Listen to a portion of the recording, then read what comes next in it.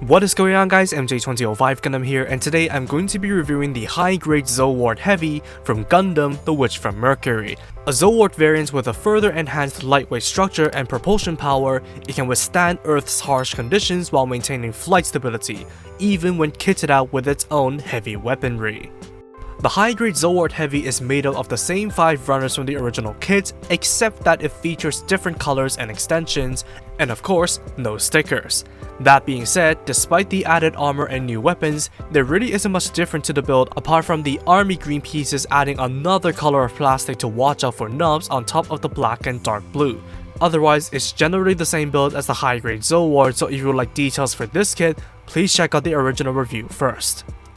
All snapped together, and the high-grade Zowort Heavy is bringing the militaristic heat. Like the Command Gundam turned Armored Core or the Scratch Master Chief concept without the bulk, the Zowort Heavy immediately evokes the sense that it is ready for battle. Looking like a tougher Zowort thanks to the military green color scheme and the added shoulder and hip armor, without sacrificing its overall streamlined aesthetics for unnecessary bulk, nor losing anything that would sully what the original variants established, requiring no stickers or paint to achieve impressive and accurate looks despite the new parts and colors.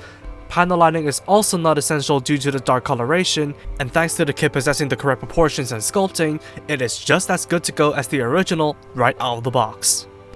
Though the extra armor does hinder the experience when you do actually get to play with it, as despite the new max storage on the hips not hindering the articulation too much, the same cannot be said for the shoulders, as while the armor can pivot slightly, that does nothing to remove the restriction for the arm raise, so some caution needs to be exercised while moving them lest you dislodge the shoulders and stress the C-clip. Otherwise, the articulation and rigidity are identical to the original. Apart from the set of holding hands, the beam sabers and beam gun are carried over, differences being the sabers using pink beams, while the gun possessing an extra, albeit insecure, extension, turning it into the long beam gun with an under-barrel grenade launcher. The removable magazine of the gun can also be stored on the additional thigh armor via the use of a replaceable magazine housing, unfortunately exclusive to the top one on the left thigh. The only original weapons are mounted on the back in the form of the beam cannon and missile launcher, which replace the vectored boosters and are adjustable on a double hinge each. The missile pod can also open up via rearrangement of the hatches to reveal, well, missiles, which you have to paint a light grey for 100% accuracy, so it's worth keeping that in mind. You may also take advantage of the hardpoints on the shoulders and cannon, as well as the reversible missile pod for your own custom build.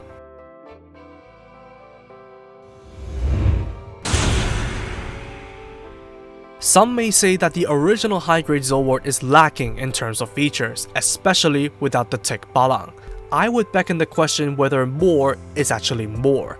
The Zowort Heavy adds onto the impressive high-grade Zowort, and while it manages to impressively pull off the look and implement the weapons, it also introduces some unnecessary problems like the restricted arm raise that can easily dislodge the shoulder, or the barrel extension for the beam gun that relies on dodgy friction. Don't get me wrong, it's still a top-notch model kit all things considered, but the simplicity and swiftness of the original Zowort is part of what makes it outstanding to begin with. As recommendable as the high-grade Zowort Heavy is, the blemishes it introduced simply doesn't put it above its simpler counterpart. And that's all for me. Thank you for watching, drop a like and comment if you did enjoy the video, subscribe for more content like this, and feel free to follow me on social media with the links down below. That said, take it easy, stay safe, and I'll see you all in the next video. Peace out guys, bye bye.